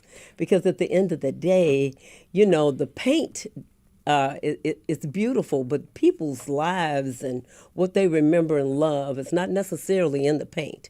But you can best believe, I always say that I use the analogy a computer chip. And, you know, you can delete something on a computer, but it's still in the cloud. And that to me says that you can make people move memorials and whatever you want them to move, but they're still going to love and remember the people. That you're going to even magnify it, actually, because now it's come to the attention of so many other people. So what you intend to do will not work, because you can't change the hearts and minds of the people who see you and see the discriminatory practices that you're using that are totally unfair. Moving away from that, but to the technical opportunities that are available to this city. If, in fact, what reports show is that the rainbow crosswalks or that kind of marking does reduce traffic jam or traffic incidents, is there a way to counter this by saying, a study proves this, therefore our metro is going to highlight all of our intersections in all of our communities, and that our communities will reflect the communities in which they live as a safety concern to the city? Is there an approach like that that can be taken to counter this movement of removal of symbols and signs? If we were dealing with rational people, we would not be here. Right. Well, so we know I'm where certainly we are. going to say that really doesn't matter to them. They know that the traffic safety was not impacted, and in fact did slow people down that would stop certain things from happening. They're not listening to reason or common sense rationale. It's just basically. But in that world, I have the power to do this, and I'm going to do it. But in that world, you have to find your argument that you can push back with. And you can push back with all the arguments you want, but the people in power, they hold the money, the funding. And what do you say? I don't want to impact the homeless. I don't want to impact people and their livelihoods and the things and the services that people need, just to take a stand to say, and at the end of the day, you're gonna lay down on it, and they're gonna take you to jail. So do you think the mayor? So you're not going to be successful. Do you think the mayor made the right move in moving forward with it quickly so as not to impact these other funds? Well, that's exactly what it was about. It was certainly not in his heart to do it, but you have to look at the benefit to the whole and say, well, it's ridiculous. Everybody knows it's ridiculous. But the thing is, if people would go out and vote and change the leadership, we could put rainbows wherever we wanted them to go. Well, that's, okay, you can take them up today, but what are you going to do tomorrow when you're no longer in power? And it's interesting because there are some people, including a caller that we heard from yesterday, saying that they don't care about the crosswalks, that, we should be focusing on bigger issues. Do you think this is an issue we should be focusing on? Well, we had no choice but to focus on it because it was something that was told that had to happen. But certainly, as I mentioned before, Medicaid expansion, Texas is the most uninsured state in the country. So why are we not concerned about making sure that we are a healthy population of people rather than taking something that you're trying to erase that you'll never do? You may be able to do it physically, but it's still there. Well, so on that point, we've heard talk about the George Floyd commemorative crosswalks or drawings on the street and the Black Lives Matters on the street. What's going to happen to those symbols? I absolutely don't know. But we, as well as the country, will always remember George Floyd. It was right there on TV, and everybody was able to see the injustice. Of course. And so... But the symbolism of what happened there, it's never been an issue. It's never been a pushback on it. It is what it is. And for the government to come back and say, well, we've got to start removing any kind of political ideology, are you prepared to fight back? Well, as far as fighting back, I don't own any streets. I could certainly, express myself as I am here today. The ultimate decision comes with the mayor and council. But obviously, it didn't even go there. It went straight from the governor to, I'm going to put your arm behind your back and twist your arm and tell you either you do it or you impact the people in your community and your constituents. Do you think they're going to do it? Do you think that those are being threatened too?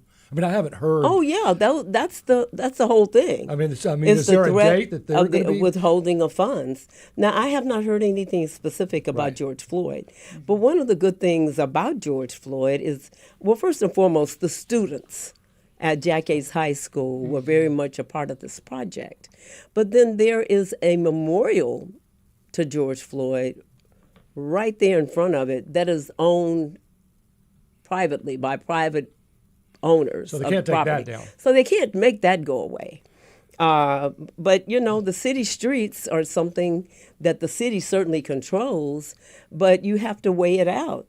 And yesterday, I believe, when they removed the rainbows, they arrested people and all manner of things. But at the end of the day, they still moved it. I think it's a travesty. I'm really concerned that the people that are doing this will not remove their own insecurities. Yeah. That too will remain in the cloud. They will always have those insecurities unless they address them. If I am reading this this letter correctly, already still simply the George Floyd and the Black Lives Matter is in violation of what the governor is asking. Is that your understanding? It would be the determination of the governor as to whether they're going to come after this. But if it's good for one or bad for one, it should be bad for all. I believe so. Yeah. I believe so, but I'm certainly not going to offer it up. No. You know what I'm saying? Right. I'm not going to say, come and get it. Come on, come and get it. Right. But certainly that's going to be the mindset, I'm sure. Do you feel, in the city of Houston, our council members, you all are not formally nonpartisan? Correct. Do you feel like this has put you in a difficult position when you are trying to represent everyone, that you're finding that you're having to navigate very difficult times? Certainly.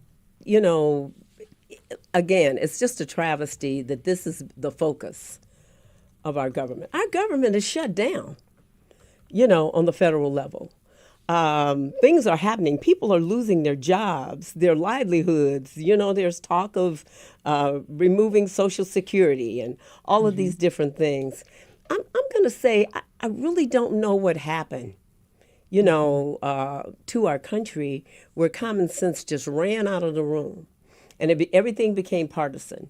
If the governor, if the president of the United States says something, we no longer have the balance of power, let's just say.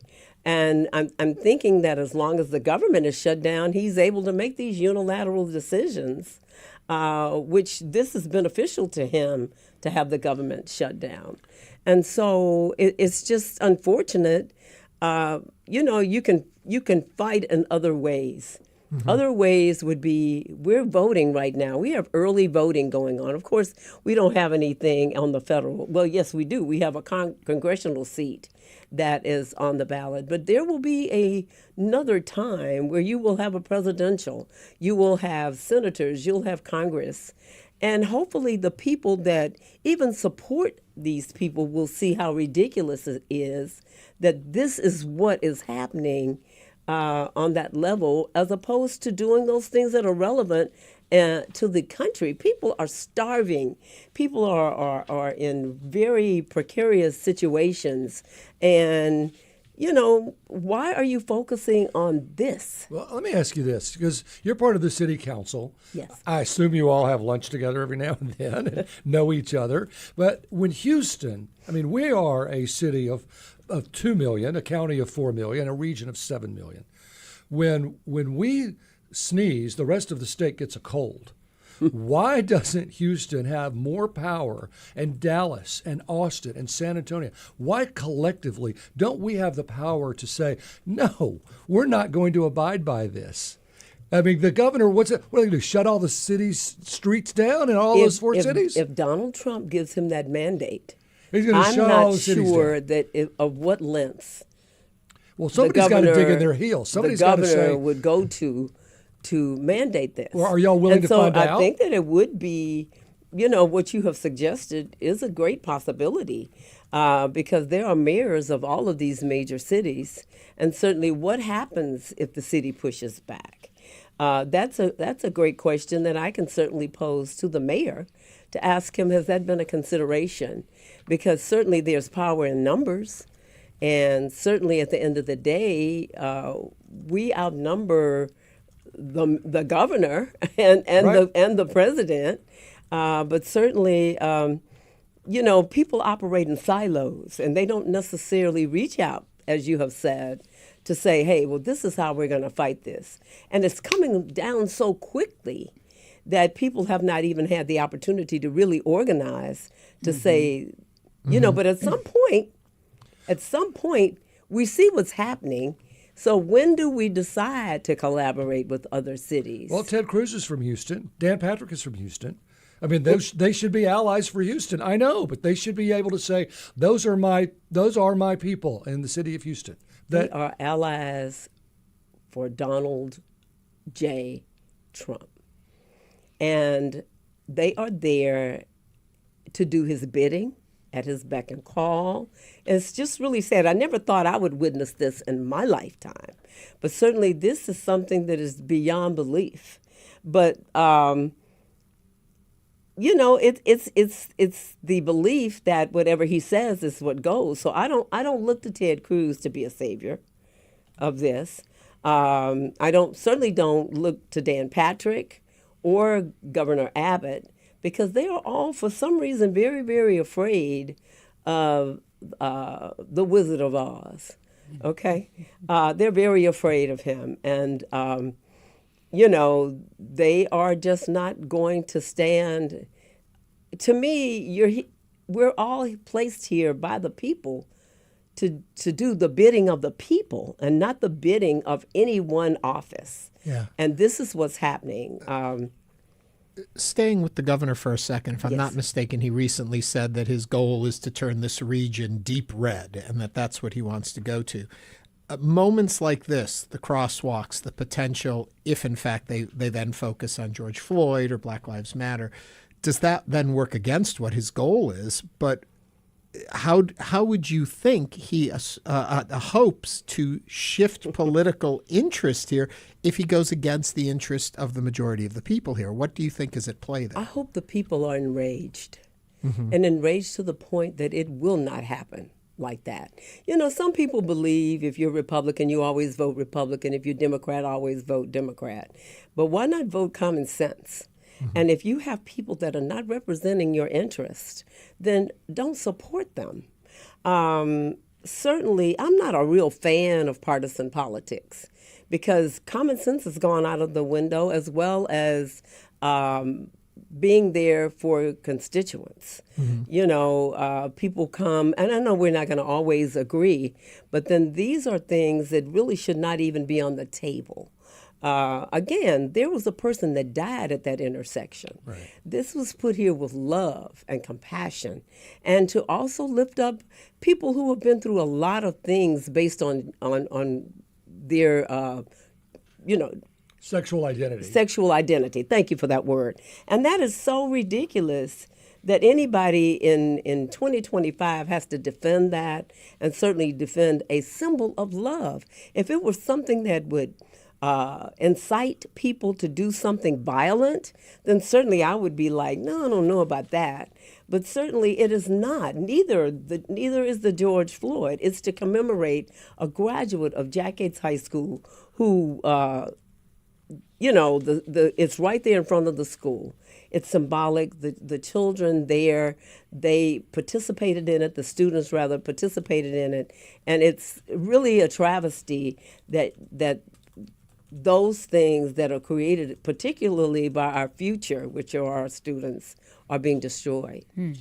City Council member Dr. Carolyn Evans-Shabazz, thank you for joining us today. Yeah. I want to remind everyone also. Yes. Yeah, I want to remind everyone early voting is currently going on. It's running through October 31st. You can vote at any polling location if you are registered in Harris County, at any Harris County location. It's 7 a.m. to 7 p.m. It goes on all the way till Halloween. And then if you don't make it then, Election Day is November 4th, 7 a.m. to 7 p.m. Again, you can vote at any polling place within the county you are registered.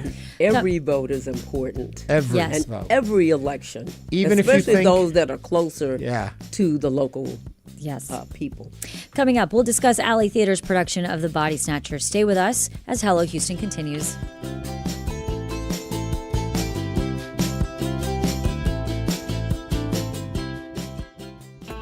We know you value Houston Public Media. That's why you're listening right now. Take the next steps and become a new member of the station you rely on. Every gift makes a difference, and what matters most right now is supporting the station that brings you the news and information you rely on. It only takes a few minutes to make a big difference. Join as a new member today at houstonpublicmedia.org/donate or call 888-909-0887. Open a Hi, I'm Michael Schaefer. My partner Ellen and I have been proud supporters of public radio and TV for decades. We really would be lost without our daily fix of unbiased national and local news, cultural programming, and great entertainment. But with recent federal defunding, stations like Houston Public Media face real challenges. Now's the time to step up. Give now at houstonpublicmedia.org. Thank you. like Nancy Cartwright, the voice of Bart Simpson. I gave him one take, one sound, one voice, and that was it. Blah, blah, blah, blah, blah, blah, blah, blah, blah. And Matt, his eyebrows went up, his tongue came out of his mouth. He's like, oh my God, that's him, that's Bart, that's him. You got the part. The most interesting people in show business tell their stories on Fresh Air. Fresh Air, weekdays at 8 p.m. on News 88.7. When the explorers Lewis and Clark returned from an 8,000-mile journey to the Pacific Ocean, their expedition won land, money, and glory. But little is known about the enslaved man named York who helped them. It's kind of up to us, as the people who've come after him, to think about what his story means and carry on his legacy. Uncovering York's story on All Things Considered from NPR News. Coming up this afternoon at 3 o'clock. And now back to Hello Houston. To share your thoughts on any of today's topics, call 713-440-8870 or email us at talk@hellohouston.org. Now here's Ernie Manous, Celestia Sherman, and Frank Billingsley.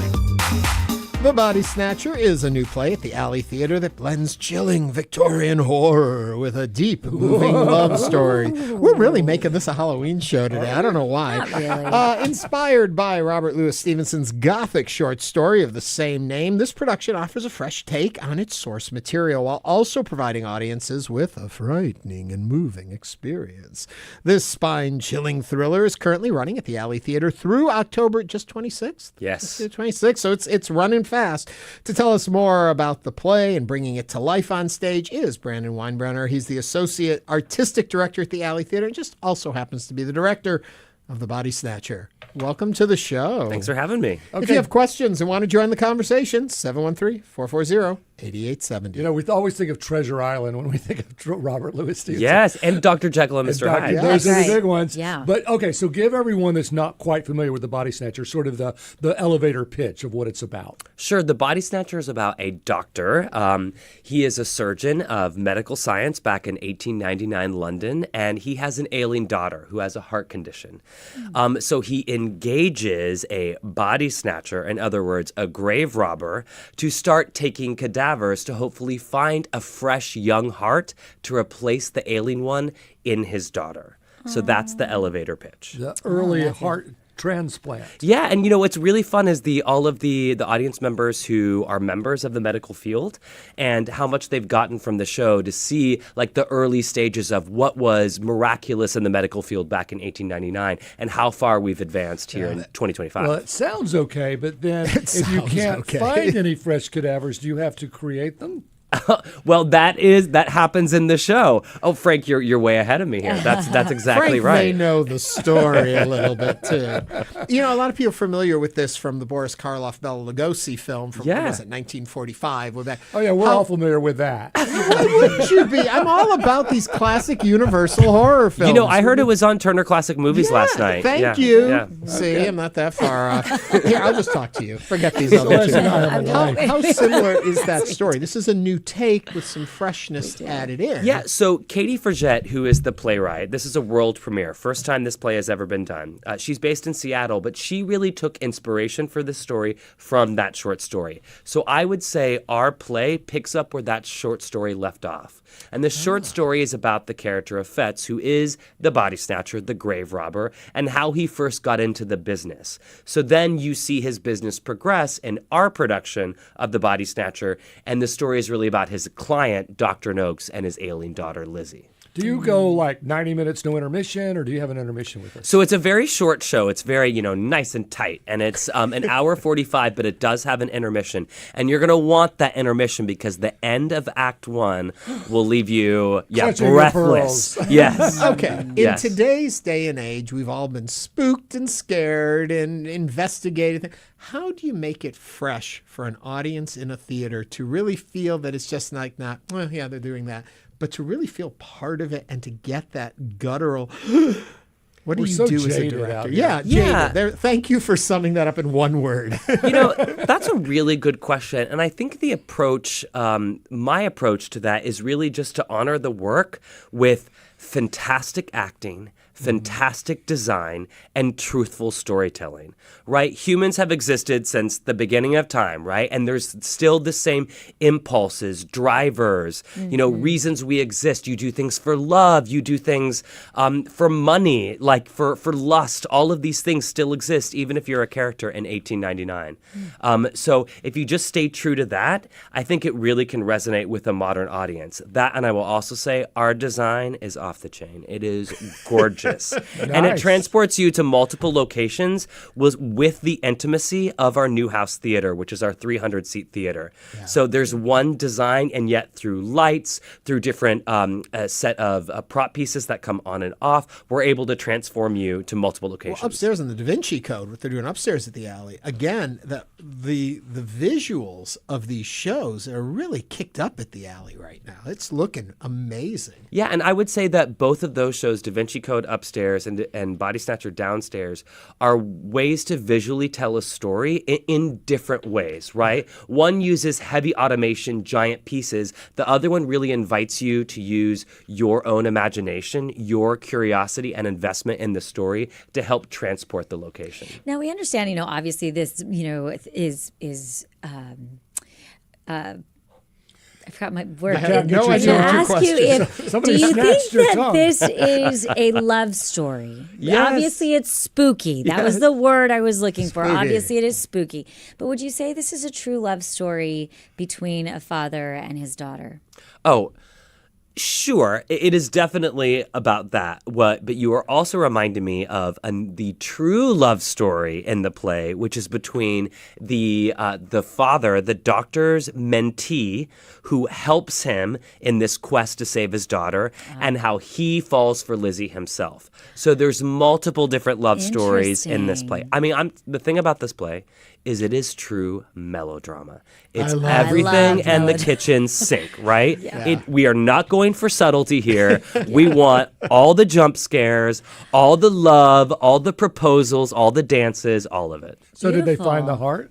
Or was They do find a heart. Now, what happens? Tell us. It's not on the floorboards like Telltale Heart. No, what happens to the heart is the surprise of the piece. Yeah. Oh. Yeah. So how long have y'all been running now? We opened on October 7th, and we started previews on the 3rd. So what's the reaction been? Really positive. Yeah. Really positive. And I would say the audience, they really fall for the story, fall for the characters. And again, I can't emphasize to you how much that the end of Act 1 is a cliffhanger. So I would say the feedback, and even from my friends who, I've been at the Alley for 12 years. I've done a lot of work there. It's been 12 years at the 12 Alley? years, yes. How long have you been here? Since 2013. Oh, my Lord. Yeah. Since he was 6. Or Yeah. But it's been so fun to see how many have said, like, we think this is our favorite play that you've done. And Really? that and that means the world really to wanna me. go see it. Yeah, and it's really different from a lot of work that I've done. It's definitely my first world premiere. Okay, tell me this now. Working with the piece, working with the actors, working through all of this, what have you learned about love differently than before you started? Oh, wow. Ernie, geez, digging deep. What time is it? What have I learned about love?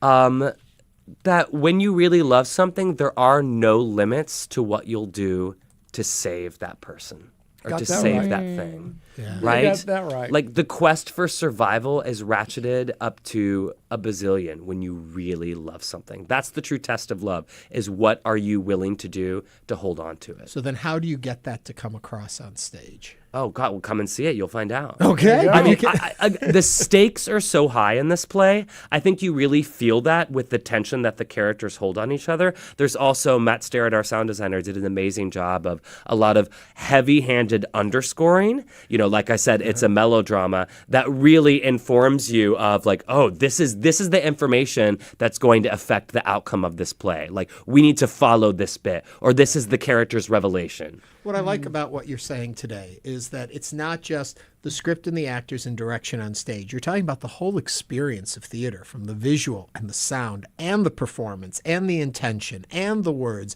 And that's really when all of those cylinders are kicking on high gear, you have a moment that's transcendent when you're in the theater. Well, and I think what you're tapping into is what do we love to do during spooky season, right? People love going to haunted houses because it's an entirely visceral experience. Yeah. You are in the house experiencing it with somebody, so you get to see somebody else's reaction. Everything is happening around you live in person. Well, in the Newhouse Theater at the Alley, we've created that for you in the form of live theater. This is your haunted house. The Body Snatcher. Immersion at its best. Yes, exactly. It's the full experience. Wow. Oh my God, pulling up my calendar, seeing when I can get to this show. I want to go see it. So it only runs through the 26th? That's right. Excellent. People can go where to get tickets? alleytheater.org. Local actors are using local crews? It's an entirely local cast. Nice. Which is such a joy. And I know we're here on the University of Houston campus, and 3 of these students, or rather 3 of the actors in the show, are graduates from the University of Houston. There we go. I love that you guys use local talent. Oh, that is amazing. On top of having a resident acting company, 7 actors who are full-time staff members at the Alley who have their homes here in Houston, it's also easy to commit to the Houston talent because our talent pool is so deep. Yeah. With so many other amazing theaters in this city, talent really wants to stay here because they can work, and they can work in quality productions frequently. What's next for you? I direct Misery at the end of the season. Misery. I know it's a dark season for me. Okay, I've never read the book. I've never seen the film. I'm going to wait and have it explored with you. You've never seen the film? I know. Can you believe I'm surprised that? to hear you say that. It's a weird hole in my. I've never seen Top Gun either. There you go. Those are mine. Celeste, I finally fessed I'm not up. the only one. Brandon Weinbrenner is the Associate Artistic Director of the Alley Theater and Director of the Body Snatcher. Brandon, thank you for joining us today. Thank you. Good luck. Break a leg. Thanks. The Body Snatcher is on stage at the Alley Theater now through October 26th, so be sure to get those tickets. And that brings us to the end of our show. It's over. Boy, it's been fast and packed today. It's been today. fast. We want to thank you for watching and listening and joining us today on Hello Houston. We will be back tomorrow with more conversations. This is News 88.7. Thanks for listening to Hello Houston. Join us every Monday through Friday from 11 a.m. to 1 p.m. to talk all things Houston. The Hello Houston production team includes Garrett Bowman, William Menjivar, Jen Altai, Todd Holslander, and Jim Kovacic. For the latest in local news, subscribe to the Hello Houston daily newsletter at houstonpublicmedia.org. Hello Houston is a production of Houston Public Media. The opinions expressed by the guests of this program are solely their own and do not represent the views of management, staff, or underwriters of Houston Public Media. This is News 88.7.